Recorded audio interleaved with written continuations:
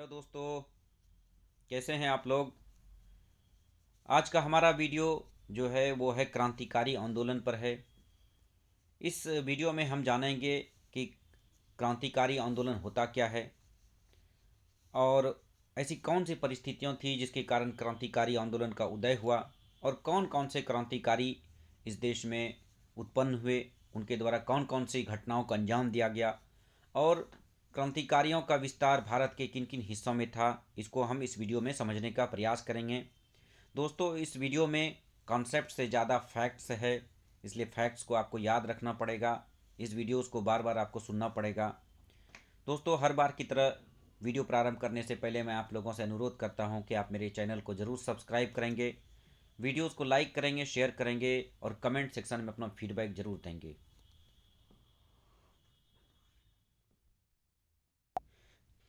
दोस्तों, इससे पहले हमने पूर्व के वीडियोस में बताया था कि जो राष्ट्रीय आंदोलन भारत में चला था, उस राष्ट्रीय आंदोलन का नेतृत्व कांग्रेस के द्वारा किया गया था और कांग्रेस पर सबसे पहले उदारवादी जो विचारधारा के लोग थे उनका प्रभाव था। बाद में उग्रवादी जो विचारधारा के लोग था उनका प्रभाव हुआ। उदारवादियों के द्वारा जो मांगे सरकार से की जाती थी वो एक तरह से याचना के रूप में की जाती थी, प्रार्थना के रूप में मांगी जाती थी, अनुरोध किया जाता था सरकार से। लेकिन उग्रवादियों के द्वारा इस व्यवस्था को बदल करके जो ब्रिटिश सरकार से जो डिमांड की जाती थी वो लड़ करके मांगी मांगी जाती थी, उसके द्वारा संघर्ष किया जाता था, उनके द्वारा हड़तालें की जाती थी और उसके आधार पर सरकार पर दबाव बना करके अपनी मांगों को मनवाने का प्रयास किया जाता था। लेकिन ब्रिटिश सरकार के द्वारा जो भी सुधार किए गए कांग्रेस की डिमांड पर, वो बिल्कुल ही अपेक्षित नहीं थी, बिल्कुल ही वो उम्मीदों पर खरे नहीं उतरी। इवन उनके द्वारा एक तरह से राष्ट्रीय आंदोलन को तोड़ने के लिए तरह तरह के प्रयास ही किए गए। जैसे हमने बताया कि बंगाल का विभाजन कर दिया गया। इसी तरह से जो भारत में हिंदू और मुसलमानों के बीच में फूट डालने के लिए जो मुसलमानों के लिए पृथक निर्वाचन की व्यवस्था उसके द्वारा कर दी गई। इसी तरह से जब साइमन कमीशन का भारत में विरोध हो रहा था तो जो बड़े बड़े लीडर थे उन पर भी लाठियां बरसाई गई। इवन लाला लाजपत राय जो पंजाब के एक महान लीडर थे, उनकी भी जो है लाठीचार्ज में उनकी भी मृत्यु हो गई थी। इन्हीं सब पृष्ठभूमि में, इन्हीं सब के को देखते हुए जो देश के युवा वर्ग थे उसके मन में एक अलग तरह की बेचैनी पैदा हुई। उनको ये लगा कि अगर अंग्रेज़ों से आज़ाद होना है तो उसको हथियार उठाना पड़ेगा, केवल बात करने से आज़ादी नहीं मिल सकती है। और इसी कारण से जो देश के युवा वर्ग थे उसने क्रांतिकारी आंदोलन का रास्ता अपनाया। तो सीधी सी बात है कि क्रांतिकारी आंदोलन वह आंदोलन था जिसमें शक्ति और हिंसा के बल पर ब्रिटिश हुक्मरान को यहाँ से भगाना था और शक्ति हिंसा के बल पर उन लोग ब्रिटिश हुकूमत के जो हुक्मरान थे उनके दिलों में दहशत पैदा करना था। ये सारी विचारधारा क्रांतिकारी आंदोलन का केंद्र बिंदु था। यहाँ तक कि वह हिंसात्मक संघर्ष के लिए जो भारत की सेना थे और अंग्रेज के विरोधी जो विदेशी ताकत से उनका भी सहयोग लेना चाहते थे। यही कारण है कि बाद में आप देखेंगे कि जो कई क्रांतिकारी जा कर के वहाँ पर अफ़गानिस्तान से सरकार बनाया, अफ़गानिस्तान की सरकार का सपोर्ट लिया। कई क्रांतिकारी अमेरिका चले गए और वहाँ से जो है आंदोलन को नेतृत्व किया। इसी तरह से कई क्रांतिकारी जापान चले गए, जर्मनी चले गए, जो कि ब्रिटेन के विरोधी राष्ट्र थे, ब्रिटेन के जो शत्रु राष्ट्र थे, और वहाँ से आंदोलन को नेतृत्व किया था। इवन क्रांतिकारियों के द्वारा ब्रिटिश जो अफसर थे उनकी हत्या तो की ही जाती थी, साथ ही साथ उनकी मुखबिरी करने वाले जो भारतीय थे उनकी भी हत्या इनके द्वारा किया जाता था, क्रांतिकारी आंदोलन के कारियों के द्वारा। जैसा कि मैंने बताया कि क्रांतिकारी आंदोलन के उदय के क्या कारण थे, तो ऐसी कौन सी परिस्थितियां थी जिसके कारण देश में क्रांतिकारी आंदोलन का उदय हुआ, देश के युवाओं को क्रांति का रास्ता अपनाना पड़ा। तो उसका कारण मैंने पहले ही बता दिया कि उदारवादी जो संवैधानिक तरीके से सरकार से जो मांगें की जा रही थी वो बिल्कुल ही निराशाजनक थी। सरकार के द्वारा उसकी मांगों को पूर्ति करने के बजाय जो राष्ट्रीय आंदोलन था उसको तोड़ने का ही प्रयास किया गया।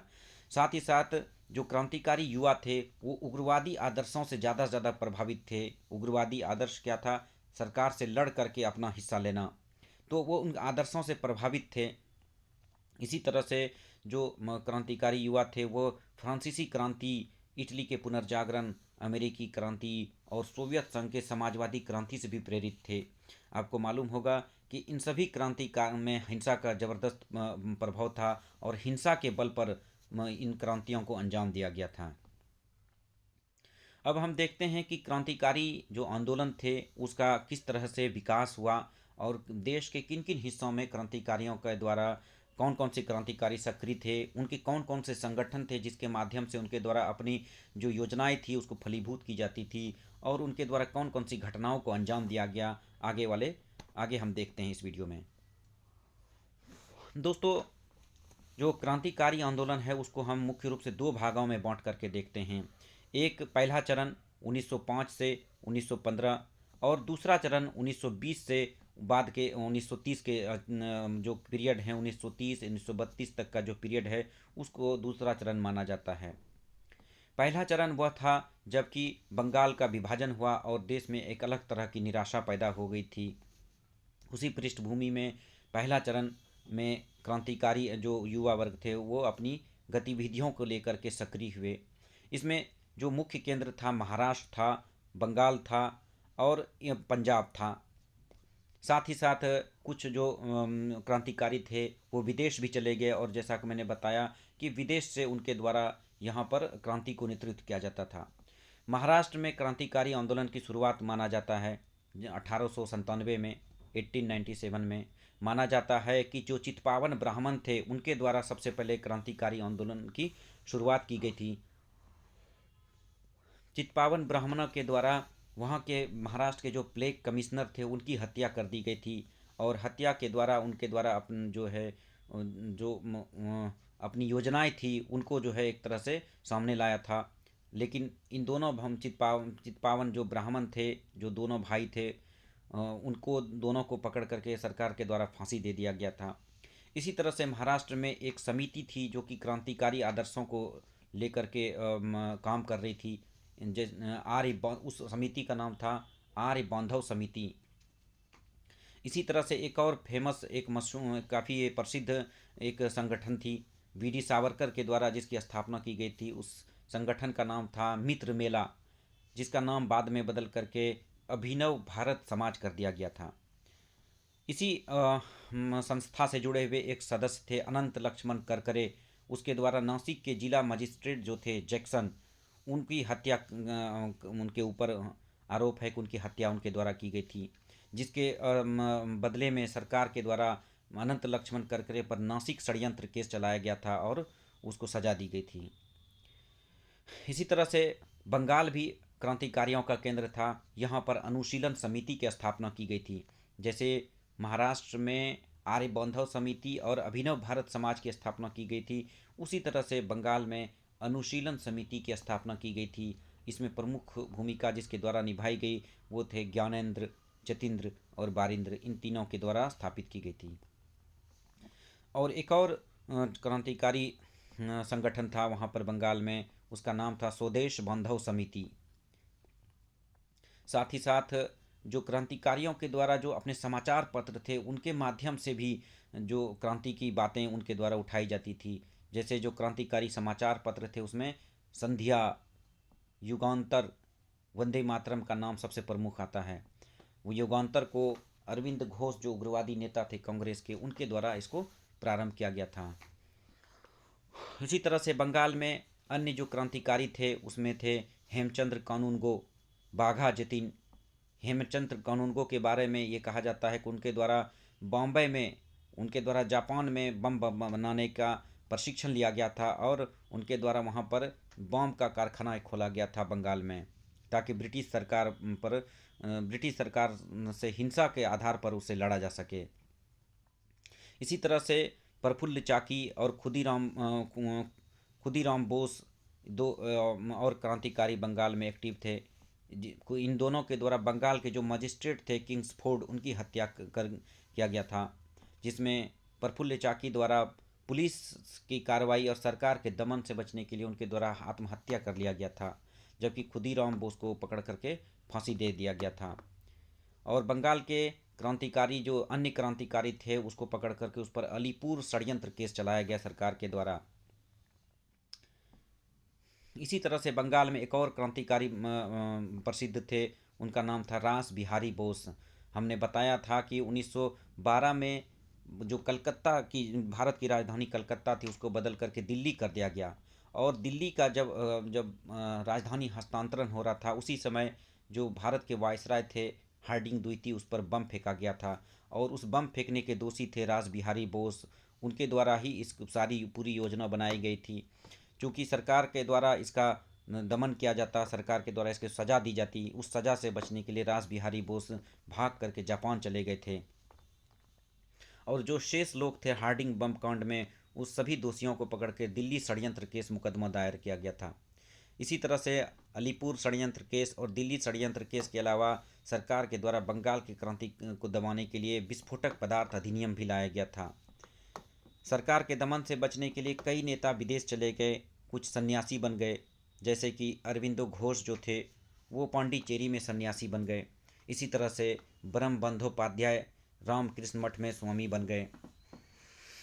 अब देखते हैं कि बंगाल के अलावा और दूसरा कौन क्षेत्र था जहाँ पर क्रांतिकारी सक्रिय थे। वो क्षेत्र था पंजाब। पंजाब में अजीत सिंह, सूफी अम्बा प्रसाद, उनके द्वारा आंदोलन को नेतृत्व किया गया था। और सरकार से बचने के लिए बाद में विदेश चले गए थे। अजीत सिंह के द्वारा अफ़गानिस्तान में क्रांतिकारी एक संगठन बनाया गया था, अंजुमने, जिसका नाम था अंजुमने मुहब्बाने वतन। इसी तरह से हमने बताया कि बहुत सारे क्रांतिकारी सरकार से बचने के लिए विदेश चले गए थे। इन क्रांतिकारियों में से एक थे श्याम जी कृष्ण वर्मा। उनके द्वारा एक संस्था बनाई गई थी क्रांतिकारी आंदोलन को बढ़ावा देने के लिए। इस संस्था का नाम था इंडिया होम रूल सोसाइटी, जिसकी स्थापना 1905 में लंदन में श्याम जी कृष्ण वर्मा द्वारा किया गया था। और अपने विचारों को प्रकट करने के लिए श्याम जी कृष्ण वर्मा द्वारा इंडियन सोशलिस्ट पत्रिका का भी प्रकाशन किया गया था। लेकिन कालांतर में सोसाइटी के ही एक सदस्य मदन लाल ढिंगारा के द्वारा ब्रिटिश अफसर विलियम कर्जन वाइली की हत्या कर दी गई थी, और जिसके कारण उसको पकड़ करके वहीं पर फांसी दे दिया गया था। और सोसाइटी से ही वीडी सावरकर, जो हमने बताया कि वीडी सावरकर भी दोषी थे एक केस में, जिसके कारण उसको भी देश छोड़ के भागना पड़ा था। और इसी क्रम में वीडी सावरकर लंदन चले गए थे, जहां वो इंडिया होम रूल सोसाइटी से जुड़ गए थे। लेकिन मदन लाल ढिंगारा के द्वारा विलियम कर्जन वाइली की हत्या के बाद वीडी सावरकर को भी गिरफ्तार करके उस पर नासिक षड्यंत्र केस चलाया गया था। इसी तरह से एक और क्रांतिकारी जो थे मैडम भीकाजी रुस्तम कामा, जिसको कि मदर ऑफ इंडियन रिवॉल्यूशन कहा जाता है। इनके द्वारा जर्मनी के स्टुटगार्ड में अंतर्राष्ट्रीय समाजवादी आंदोलन में पार्टिसिपेट किया गया था। और मैडम कामा के द्वारा ही पहला भारत का राष्ट्रीय झंडा भी वहीं पर जर्मनी के स्टुटगार्ड में फहराया गया था। इसी तरह से अमेरिका और अफ़गानिस्तान में भी क्रांतिकारी सक्रिय थे, जिसमें कि अमेरिका में जो क्रांतिकारी सक्रिय थे उनके द्वारा गदर आंदोलन चलाया गया था, जिसको हिंद एसोसिएशन ऑफ अमेरिका भी कहा जाता है। ये काफ़ी महत्वपूर्ण है गदर आंदोलन। गदर आंदोलन का जो केंद्र था वो अमेरिका का सैन फ्रांसिस्को था। इसके संस्थापक थे गदर आंदोलन के सोहन सिंह भाखना और लाला हरदयाल थे। इस गदर आंदोलन, जिसका दूसरा नाम हिंद एसोसिएशन ऑफ अमेरिका था, इसके द्वारा गदर पत्रिका भी निकाला गया था। 1857 की क्रांति की याद में इनके द्वारा गदर पत्रिका निकाला गया था। और इसी तरह से अफ़गानिस्तान में राजा महेंद्र प्रताप द्वारा अंतरिम सरकार की स्थापना करके और खुदाई सेना की स्थापना करके उनके द्वारा क्रांतिकारी आंदोलन को नेतृत्व किया गया था। तो ये सारे जो घटनाएं थी, ये सारे जो संगठन बने, ये सभी प्रथम चरण की क्रांतिकारी घटनाएं थी। अब हम देखते हैं कि द्वितीय चरण में कौन कौन सी महत्वपूर्ण घटनाएं घटी। द्वितीय चरण में जो महत्वपूर्ण घटनाएं घटी उसको देखने से पहले हम समझ लेते हैं कि द्वितीय चरण में इसको प्रथम और द्वितीय के बीच में बांट करके क्यों देखा जाता है। हम ये भी बताना चाहते हैं कि जब गांधी जी के द्वारा असहयोग आंदोलन को यकायक रोक दिया गया था चौरी चौरा कांड के बाद, तो जो देश के युवा वर्ग थे उसके अंदर एक अलग तरह की निराशा आ गई थी। उनको लगा कि क्रांति को आंदोलन को और आगे बढ़ाना चाहिए था, भले ही इसमें हिंसा का ही क्यों ना प्रयोग हो। लेकिन गांधी जी बिल्कुल ही इस मत से एक राय में नहीं थे। इसलिए क्रांतिकारियों के द्वारा, युवाओं के द्वारा एक अलग तरीके से हिंसात्मक आंदोलन चलाया गया द्वितीय चरण में। अब प्रथम चरण और द्वितीय चरण में अंतर ये था कि प्रथम चरण के ज़्यादातर जो क्रांतिकारी लीडर्स थे, वो सभी जो उन सभी का उद्देश्य केवल और केवल था ब्रिटिश सरकार को किसी भी प्रकार से भारत से भगाना था। लेकिन जो द्वितीय चरण के जो क्रांतिकारी नेता थे, उनका भी उद्देश्य था ब्रिटिश सरकार को हिंसा के बल पर यहाँ से भगाना। लेकिन उनके साथ ही साथ जो प्रथम जो चरण के जो क्रांतिकारी थे, उनके मन में ब्रिटिश के जाने के बाद भारत की जो राजनीतिक व्यवस्था, आर्थिक व्यवस्था किस प्रकार की होगी, उसका कोई विचार उनके मन में नहीं था। लेकिन द्वितीय चरण में हम देखते हैं कि भारत में जो ब्रिटिश सरकार को जाने के बाद किस प्रकार की व्यवस्था बननी है, उसके बारे में भी इस चरण के द्वितीय चरण के क्रांतिकारियों द्वारा विचार प्रस्तुत किया गया था। जैसे कि भगत सिंह के द्वारा समाजवादी व्यवस्था की बात की गई थी। उनके द्वारा कहा गया था कि राजनीतिक स्वतंत्रता केवल उसका लक्ष्य नहीं है, बल्कि असली स्वतंत्रता तो तभी मिल सकती है जब आर्थिक स्वतंत्रता भी मिले, जब सामाजिक न्याय भी मिले। मतलब एक तरह से एक जो व्यवस्था थी, जो ब्रिटिश सरकार के जाने के बाद जो कायम की जा सकती थी, उसका भी आदर्श, उसका भी विचार द्वितीय चरण के क्रांतिकारियों के मन में था। यही कारण है कि उनके द्वारा जो संगठन बनाए गए, वो सोशलिस्ट संगठन बनाए गए। तो हम देखते हैं कि द्वितीय चरण में कौन कौन सी घटनाएं घटित हुई और कौन कौन से संगठन बने, इसको देख लेते हैं एक नज़र। तो द्वितीय चरण का जो मुख्य क्रांतिकारी वर्ग थे, वो उसका प्रभाव ज़्यादातर उत्तर भारत में था। उत्तर भारत में जो प्रमुख क्रांतिकारी संस्थाएं एक्टिव थीं, वो थी HRA। इसका फुल फॉर्म था हिंदुस्तान रिपब्लिकन एसोसिएशन। इसकी स्थापना 1924 में कानपुर में की गई थी और इसके संस्थापक थे उस वक्त के क्रांतिकारी सचिंद्र सान्याल, राम प्रसाद बिस्मिल और चंद्रशेखर आज़ाद।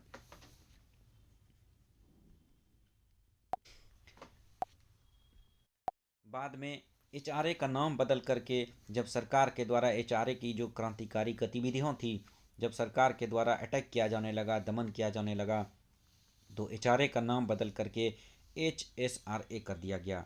इसका फुल फॉर्म था हिंदुस्तान सोशलिस्ट रिपब्लिक एसोसिएशन। इसकी स्थापना 1928 में दिल्ली के फिरोज शाह कोटला मैदान में चंद्रशेखर आज़ाद के द्वारा किया गया था। इसी तरह से अन्य क्रांतिकारी जो इस समय एक्टिव थे, उसमें सचिंद्र सान्याल का तो मैंने बता दिया। इनके द्वारा अपने विचारों को प्रकट करने के लिए बंदी जीवन पुस्तकें लिखी गई थी। द्वितीय चरण की एक और महत्वपूर्ण विशेषता ये थी कि इस चरण के ज़्यादातर क्रांतिकारी काफ़ी पढ़े लिखे और वो काफ़ी एक तरह से विजनरी लीडर थे, ये सारे लोग।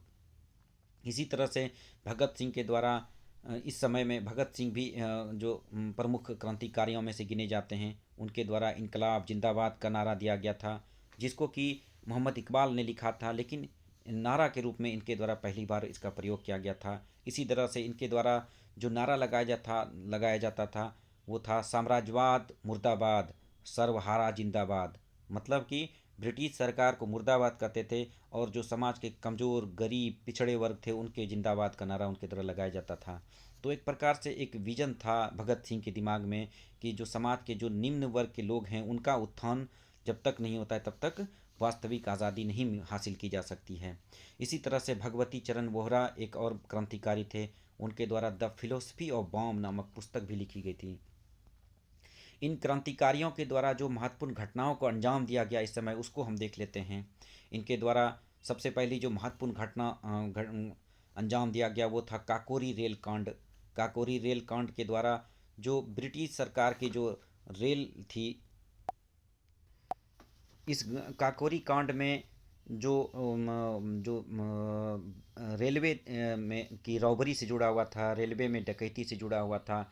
इसमें क्रांतिकारियों के द्वारा एक रेल पर धावा दिया गया था, जिसमें कि सरकारी खजाना जा रहा था, सरकारी धन जा रहा था, और लखनऊ के काकोरी नामक स्थल पर उसके द्वारा इस ट्रेन में लूट की गई थी, ताकि उस पैसे के आधार पर हथियार खरीदा जा सके और सरकार से लड़ा जा सके। इसमें जो काकोरी कांड में महत्वपूर्ण जो क्रांतिकारी थे, उनका नाम था राम प्रसाद मिसमिल, दूसरा नाम था राजेंद्र लाहिड़ी, तीसरा नाम था रोशन सिंह। इसी तरह से हमने बताया कि दूसरी घटना जो हुई वो थी सॉन्डर्स की हत्याकांड। सॉन्डर्स कौन थे? ये वही सॉन्डर्स पुलिस कमिश्नर थे, पुलिस अधीक्षक थे, जिनके द्वारा लाला लाजपत राय पर हम लाठियां बरसाई गई थी और जिसके कारण लाला लाजपत राय की मृत्यु हो गई थी, जिसका बदला लेने के लिए क्रांतिकारियों के द्वारा सॉन्डर्स की हत्या कर दी गई थी।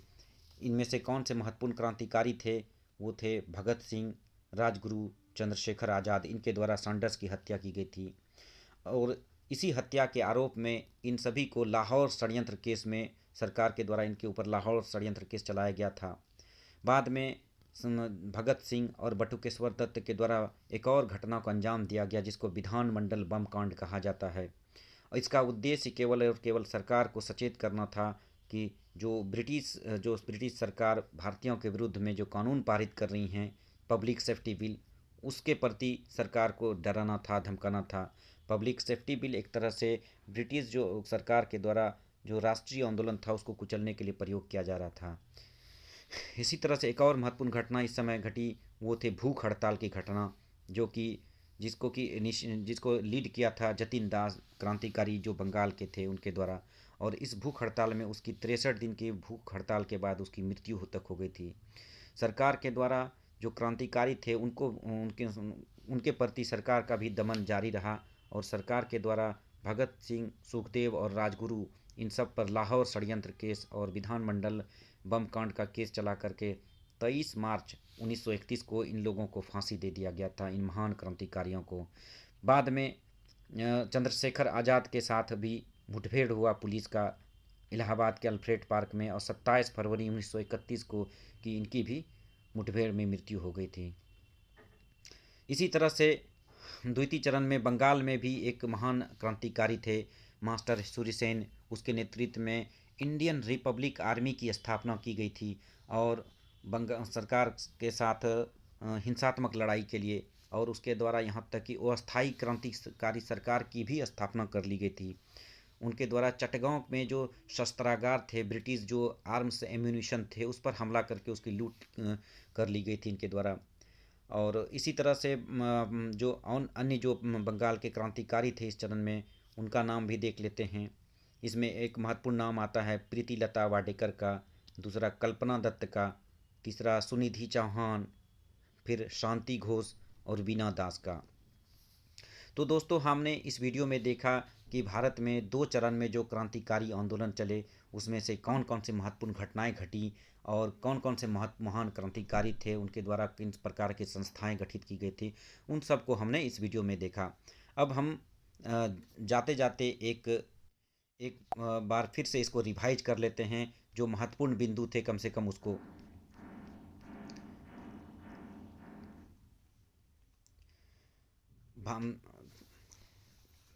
जो क्रांतिकारी आंदोलन की जो शुरुआत हुई थी वह कहाँ हुई थी हमने देखा। उसकी शुरुआत महाराष्ट्र में चापेकर बंधुओं के द्वारा किया गया था। मित्र मेला या अभिनव भारत समाज की स्थापना किसके द्वारा की गई थी? तो वी.डी. सावरकर के द्वारा की गई थी। इसी तरह से अनुशीलन समिति की स्थापना कहाँ हुई थी? बंगाल में हुई थी। इसी तरह से संध्या पत्रिका किस प्रकार की क्रांति से जुड़े हुए थे? तो क्रांतिकारी आंदोलन से, किस प्रकार के आंदोलन से जुड़े हुए थे? तो क्रांतिकारी आंदोलन से जुड़े हुए थे। इसी तरह से बंगाल के जो मजिस्ट्रेट किंगफोर्ड की हत्या किसके द्वारा की गई थी? तो प्रफुल्ल चाकी और खुदीराम बोस के द्वारा की गई थी। इसी तरह से हार्डिंग बम कांड को किसने अंजाम दिया था? उसका उत्तर है रास बिहारी बोस। इसी तरह से हम देखते हैं कि अंजुमाने मुहिब्बाने वतन संस्था की स्थापना किसने किया था? उसका नाम था अजीत सिंह, अफगानिस्तान में किया गया था। इंडिया होम रूल सोसाइटी की स्थापना किसने किया था? उसका नाम है श्यामजी कृष्ण वर्मा। इसी तरह से हम देखते हैं कि मैडम भिकाजी रुस्तम कामा के द्वारा कहाँ पर किस सम्मेलन में भाग लिया गया था? तो इसका उत्तर है जर्मनी के स्टुटगार्ड में अंतर्राष्ट्रीय समाजवादी सम्मेलन में भागीदारी की गई थी। इसी तरह से अगला जो फैक्ट्स है वो है कि गदर आंदोलन कहाँ हुआ था? तो इसका उत्तर है अमेरिका के सैन फ्रांसिस्को में हुआ था। गदर आंदोलन के संस्थापक कौन थे? इसका उत्तर होगा लाला हरदयाल। इसी तरह से हम देखते हैं कि हिंदुस्तान रिपब्लिक एसोसिएशन की स्थापना किसके द्वारा की गई थी। इसका उत्तर होगा सचिंद्र सान्याल, राम प्रसाद बिस्मिल, चंद्रशेखर आज़ाद। इसी तरह से हम देखते हैं कि हिंदुस्तान सोशलिस्ट रिपब्लिक एसोसिएशन की स्थापना किसके द्वारा की गई थी। इसका उत्तर है चंद्रशेखर आज़ाद। इसी तरह से इनकलाब जिंदाबाद का नारा किनके द्वारा दिया गया था। इसका उत्तर है भगत सिंह। इसी तरह से हम देखते हैं कि काकोरी रेल कांड जो था उसमें किसके द्वारा भागीदार किया गया था। उसका उत्तर है राम प्रसाद बिस्मिल, राजेंद्र लाहिड़ी और रोशन सिंह। सॉन्डर्स की हत्या किसके द्वारा की गई थी। भगत सिंह, चंद्रशेखर आज़ाद और राजगुरु। इसी तरह से हम देखते हैं कि भगत सिंह, सुखदेव और राजगुरु की को फांसी कब दी गई थी। तो उसका उत्तर है 23 मार्च 1931। अंत में हम देखते हैं कि इंडियन रिपब्लिक आर्मी की स्थापना किसके द्वारा की गई थी। उनका नाम था मास्टर सूर्यसेन। तो दोस्तों, हमने इस वीडियो में पूरे विस्तार से देखा कि क्रांतिकारी आंदोलन भारत में जो चला था, और साथ ही साथ अंत में हमने एक बार रिवाइज भी कर लिया और कुछ महत्वपूर्ण जो फैक्ट्स थे उसको भी हमने देख लिया। जाते जाते आप लोगों से अनुरोध है कि मेरे चैनल को ज़रूर सब्सक्राइब करेंगे, वीडियोस को लाइक करेंगे, कमेंट करेंगे, शेयर करेंगे। और आई होप आप लोगों को वीडियो काफ़ी मददगार होगा। आप लोग जब एग्ज़ाम में बैठेंगे तब आपको एहसास होगा कि हम इस वीडियोस के माध्यम से कितने विस्तृत स्तर पर टॉपिक्स को कवर किया गया है। तो आज के लिए बस इतना ही। मिलते हैं फिर अगले दिन अगले वीडियो के साथ। Thank you so much.